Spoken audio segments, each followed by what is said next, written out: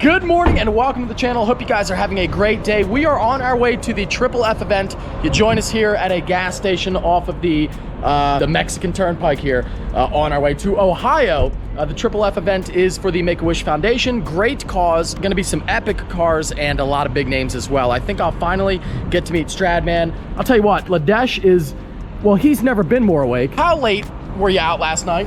Good old 2:30. And what time is it now? It is 4:30. And it's 4:30. So Ladesh got great sleep. If the montage footage is like a little weird, you know why. Already I nailed a deer carcass at about 100 miles per hour. It appears to be okay. Oh, you hit that too? Yeah, I hit that too. It was bad. Yep, not good, not good. That rear shot really is what makes it. The lights on, the big wing, the SVJ wing, super freaking cool. We're gonna fuel up and then hit the road, and it's montage time.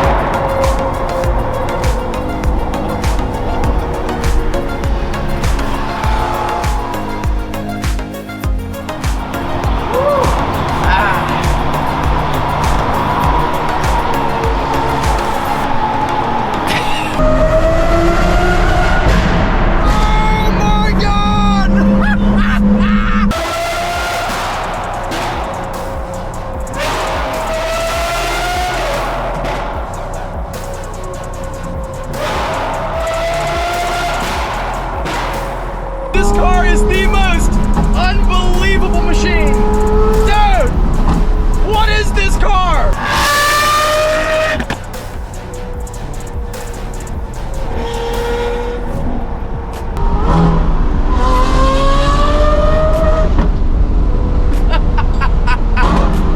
And then get on it. Let off.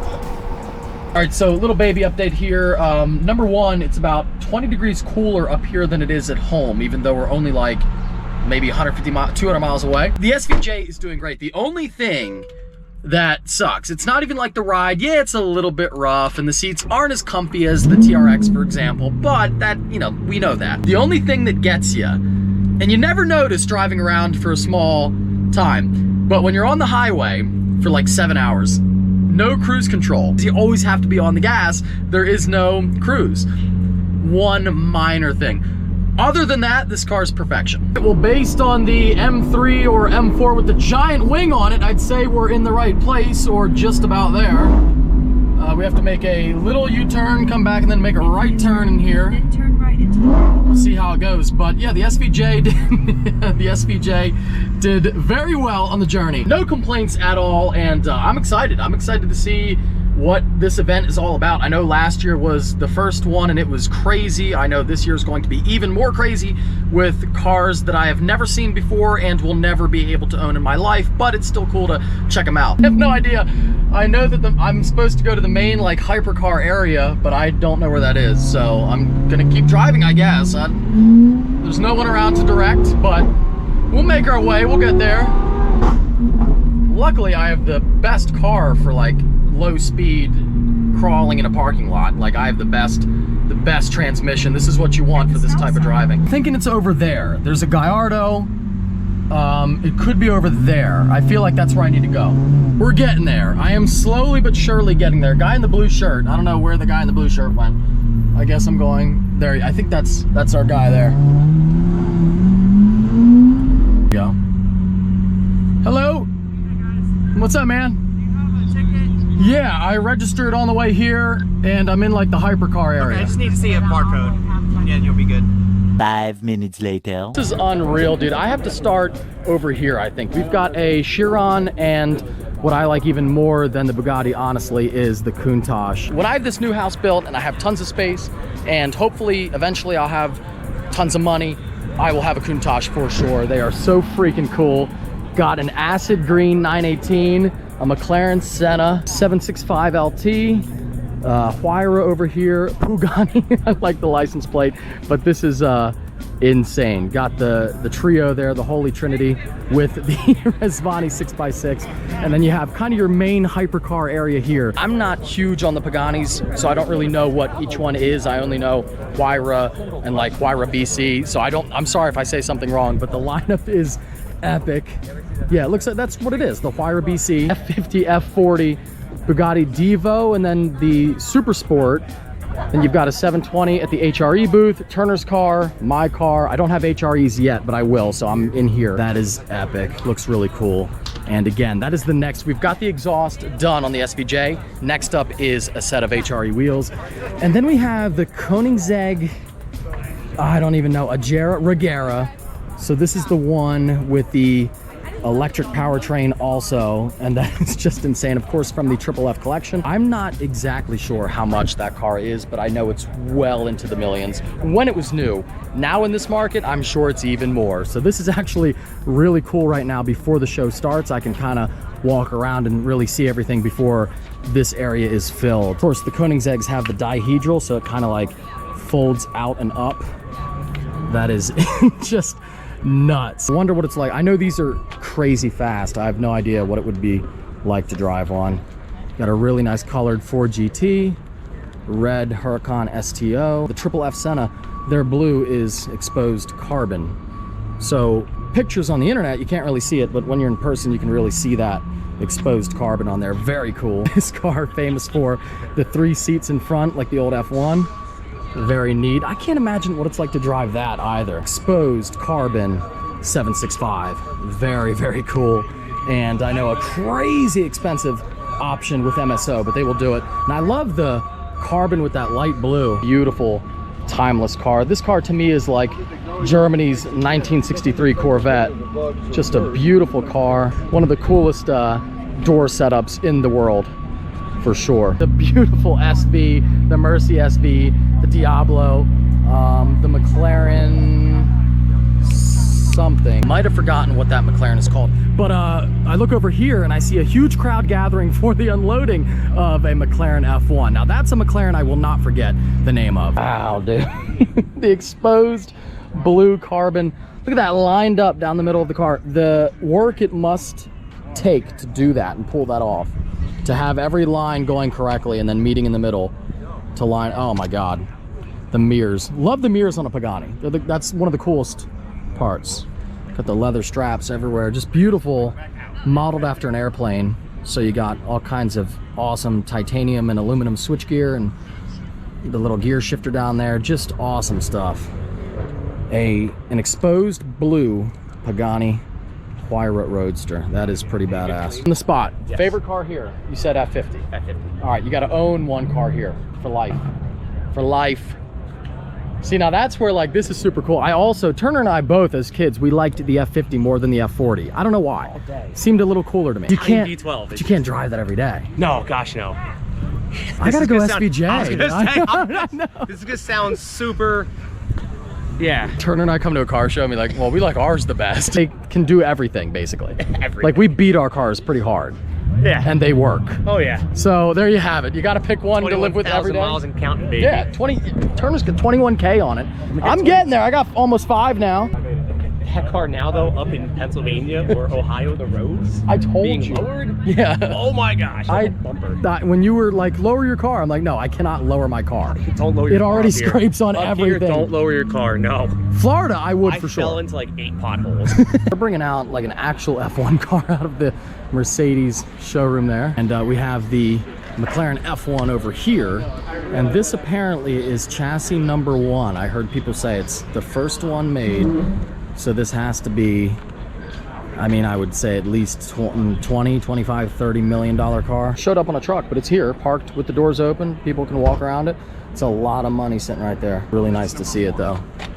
That is unbelievable. Super, super cool. You will never see that again ever, probably outside. I also spotted one of the most rare things here, a wild Shmee 150 over there in his natural habitat. Love it.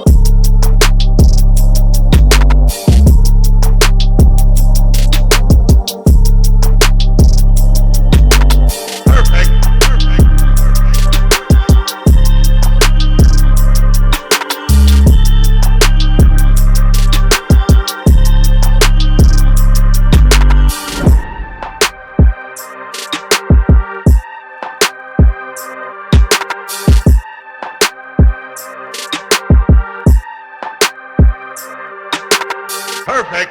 Perfect. Bobby caught a little kid sitting on the hood of a Ferrari, and it's just, that's what happens at car show. I mean, it's all good. Usually it doesn't create any damage, but then there was a kid on the hood of an F40. Now his dad did say, oh, don't sit on it, but it's still like, Too late. dang. That sucks. Anyway, lineup of Lambos here. We are actually not even in the main show anymore. This is the parking outside of the show, but still incredible. All the Lambos, the lines for the food trucks are nuts, and everything out here is just wild, absolutely wild. What is it? What do you want me to see? Oh, the twin turbo one? Yeah. All right, I gotta see it. It's a heater. What's up? Twin turbo Huracan, Sheepy Race. That is badass. Wow, super cool. Love that, fully exposed. If you're gonna twin turbo Huracan, you gotta drive without the bumper on it. The Taco Bell 720 GTR. Now this is, I believe, Post Malone's, sorry buddy, Post Malone's jeweler owns this, I think. That's what I've heard, but it is a crazy car. Apparently he gets free Taco Bell everywhere he goes.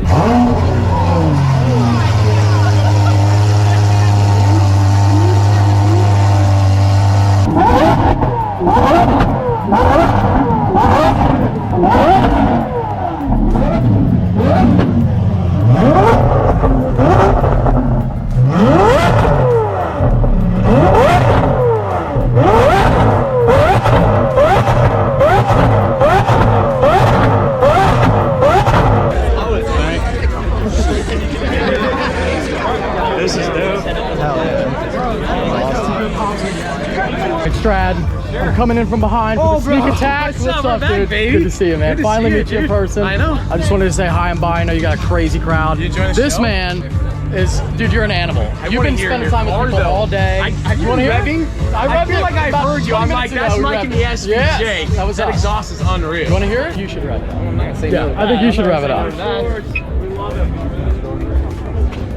It's all you, buddy. So nice. Red light, Sorry. staying hydrated. Pay no attention to my 95 water bottles. What's going on? I've been dying all day. Is there anybody behind though? They're behind you, but they got some space. Be careful, guys. He's gonna rev it up. Stradman. Oh yeah.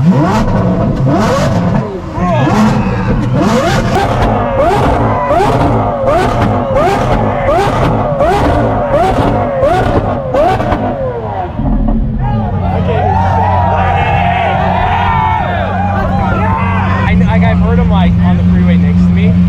Like, I mean, it like rumbles your freaking soul. you gotta Okay, so my GoPro died at the end. I was filming all day with it, and you'll notice the thing about GoPros is they're great. You know, I love them, been using them for 6 years, but they get hot, and when they get hot, they start to kind of screw up. And when you use them a lot, like almost every day, they kind of screw up as well. So you'll notice at the end when I was filming with James Stradman, you'll notice the GoPro, like the exposure was kind of weird, and then like it shut off randomly because I think it was overheating. So I, of course, like when he was revving the car, it kind of cut out there a little bit, and the color was wrong because that was of course the GoPro has to fail at the best part of the video, but it was awesome. He loved it, and it was incredible. That show was incredible. I have never seen, I think, that many people in one spot. Not only were the cars, I've never seen cars like that, of that caliber, but I've never seen that many people at a car event.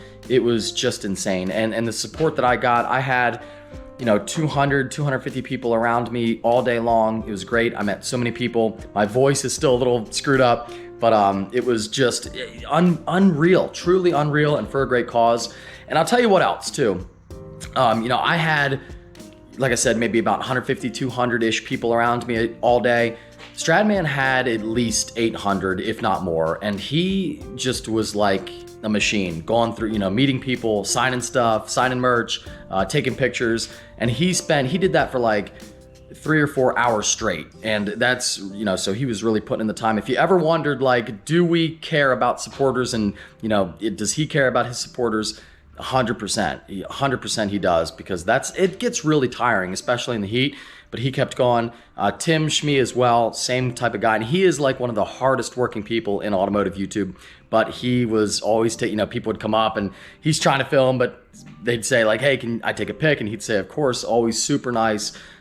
So those guys really put in the work, and also are super nice and accessible to all the people that want to see them, which is really cool. So if you ever wondered how are they in person, even better than they are on video, even nicer, because they take, you know, they were just there for the people.